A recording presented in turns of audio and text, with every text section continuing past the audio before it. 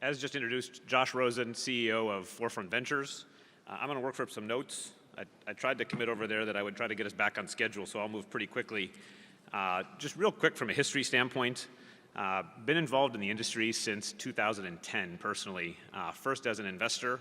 And yes, I was smart enough to kind of laugh at Brendan Kennedy when he was raising money in 2011 for Privateer.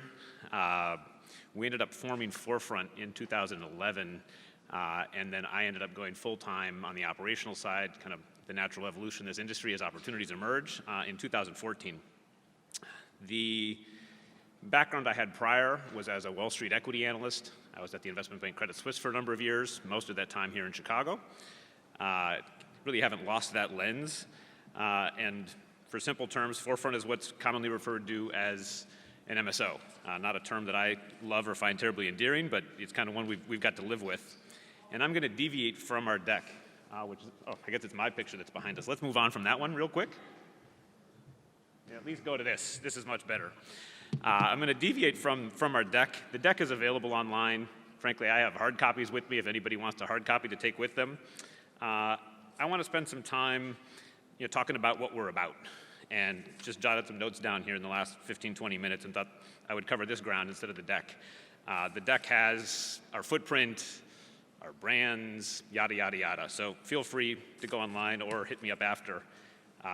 In terms of what we're about, our founder, Chris Crane, president and founder Chris Crane, is a frequent Forbes contributor and authored an article several months ago that was effectively titled Risk versus Monopoly. And our lens on the industry is one that resembles risk more than monopoly. And I think the industry, by and large, on the MSO side, has been involved in a game of monopoly. That being, land on a square, build out your footprint so that you can articulate a lot of total addressable market. While geography is important in the game of risk, and we value geography, we value being in the right markets, we've taken a little bit different approach. And I think that really played out in 2018. We zigged when the industry was zagging, or vice versa.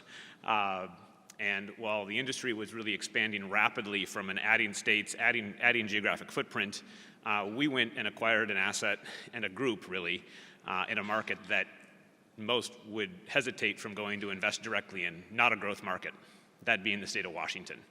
We acquired a company called Canex Capital. Canex was built by an operator named Leo Gottmaker. From our vantage point, Leo and his team are the best manufacturer of finished goods we've come across in the industry. And that translates into a really simple business model for us. It's taking, and now you can see the headline of our deck, it's taking the battle-tested capabilities that have come out of Leo and Leo's team's Washington operations and applying them in nascent markets. Leo and team, the Canex team, had to live with really significant price compression. He makes a meaningful margin, a meaningful profit margin, growing indoor cannabis, turning it into finished goods at price points that we hope we don't get to see anytime real soon in a lot of the markets that we've migrated to in the East. One of the kind of the last thread on this, in terms of what does it mean to be truly battle tested, that price compression, dealing with price compression is a really big piece of it. But necessity is the mother of all invention. And so the level of automation, the level of taking costs out of the equation, those are the lessons that we take and apply. And ultimately, and this is a pretty big differentiator relative to our lens, maybe not relative to our execution, but our lens and how we apply strategy.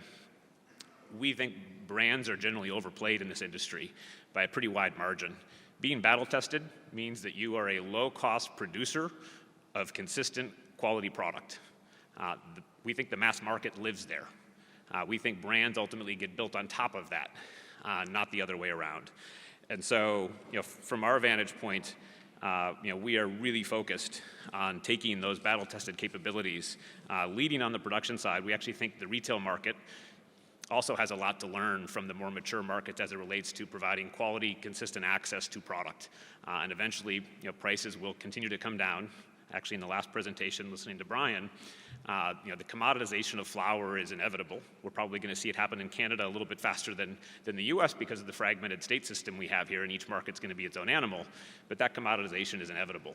And so how do you participate? How do you build durable assets when you're investing material amounts of capital into infrastructure that can stand that pressure and truly be battle tested? And that's really what we're all about.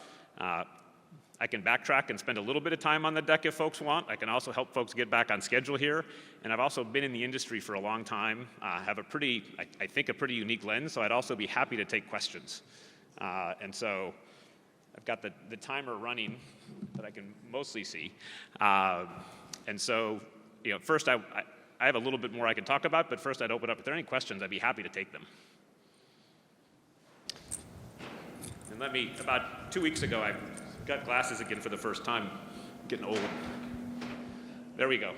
To confirm, you guys are vertically integrated in Illinois, is that correct? Pardon, vertically integrated in Illinois, was that the question? Yes. Yes, we are. So with the onset of adult use coming in less than 3 months, what do you think the impact is going to be across the company as you start to generate revenue in the first quarter of 2020? Yeah, I mean, relative to Illinois specifically, I think it's kind of an interesting question. I think all these markets, as they make that conversion from medical to rec, there's a unique transition each and every state. In Illinois, I think we're going to deal with some pretty significant product shortages right out of the gate, just relative to the amount of capacity that's available to serve the rec market. So for us, we actually have what I would call, and you probably seen this already, I'm really candid. We have what I would call a subscale cultivation facility here in terms of what's built out today. We have about 5,000 square feet of flowering canopy here in Illinois. Actually, we're really saving that for an operator like Leo to come in and expand and build that low-cost production asset out. And so for us, we're not looking at a massive inflection on the production side in January of 2020, for instance. We will see growth and we will see more demand. I mean, that demand curve is going to shift dramatically that day. On the retail side, we have a south side of Chicago retail location. We are, as Brian was going through in the last presentation from Grassroots, we're going through that iteration of finding the second location.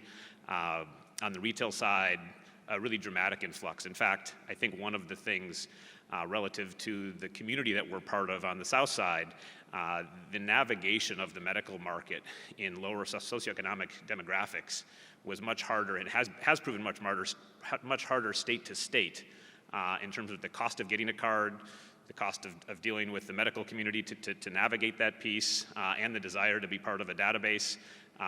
It was a very compromised medical market, but we're very comfortable that we can provide great access to quality product in an adult use market.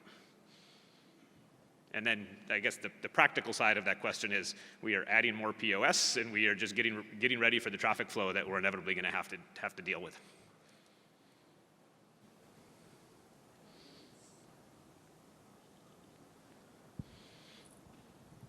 Any other questions? All right, let's just fly through the, over here, I'm sorry. Coming from Illinois myself, I've seen the way that cigarettes flow from Indiana to Illinois and gas prices are different in both states. How do you see a flow of marijuana going into Indiana, for example, and whether you think that might influence Indiana's decision to go legal or not? Well, the second side first, I don't think it will be a really rapid catalyst in the state of Indiana. Indiana doesn't look like it's moving on this topic anytime real soon. And our history is as a regulatory lens. I mean, Chris Crane, who I referenced prior, came out of the advocacy side of the industry before I brought him over to the dark side. Actually, Harborside originally brought him over to the dark side. The answer to that on the border town side, I mean, I'll just give you an anecdote. Frankly, one of the better operators on the retail side in the industry that we've seen from a pure execution standpoint, not building an aesthetic, not building a brand, is a company called Main Street Cannabis. I think it's called, Main Street. I'm not sure the last part I got right. It might be Main Street Marijuana, but Main Street, which is located in Vancouver, Washington. And highly competitive marketplace on the border between Oregon and Washington, but it is one of the largest grossing dispensaries in the state of Washington. And even in a state where you don't have legal and illicit, you're still seeing that migration and access to product. So I think kind of unquestionably, the border towns are going to see that traffic.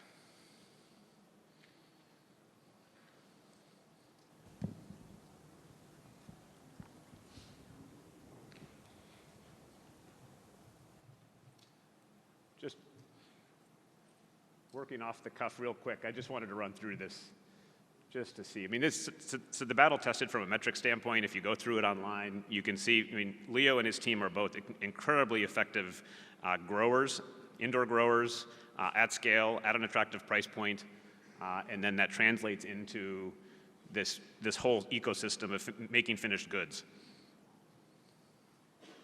The level of automation in his facilities is much higher. I can probably point at, and I'm not going to name names, I can probably point at one or two other players where we've seen pretty significant levels of automation like this, where you're truly taking labor out of the equation.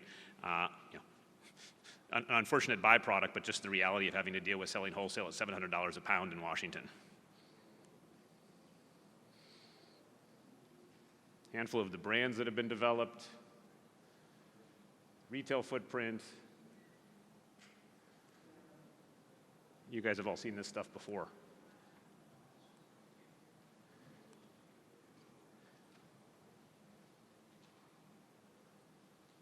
And I think, yeah, I mean, this ties into the monopoly versus risk element in terms of the evolution of the capital market side of this, which is obviously a lens that I carry from my history on the investment banking research side. And the simple business model, porting those capabilities and applying them in nascent markets. Massachusetts, Illinois being kind of example A and example B. Yeah, I'm happy to get these guys back on schedule if there are no other questions. Oh, yeah. Oh, going back slides might be a challenge for me. Hold on. Yeah, it's the evolution of cannabis Whew. financing. One more. Oh, one more. Oh, there we go.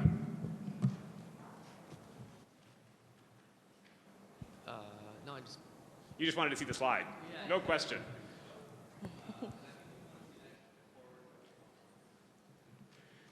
These are truly available on our website. It's 4frontventures.com.